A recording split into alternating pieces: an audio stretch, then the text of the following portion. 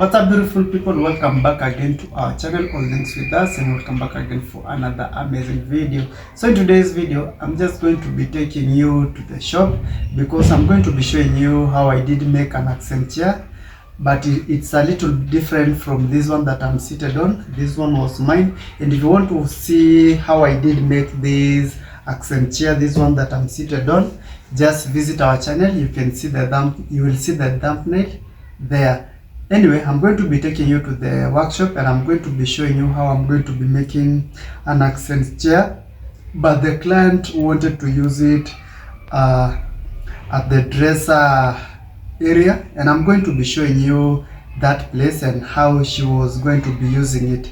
I hope you enjoyed the video, and if you're new here, feel much welcome. If you're already a subscriber, thank you for always coming back, watching our videos, liking them and commenting on them. I really do appreciate your continued support. Yeah, keep on watching our videos, like them, comment on them, hit the notification bell so that you always get notified whenever we upload new videos like this. And now enjoy the video.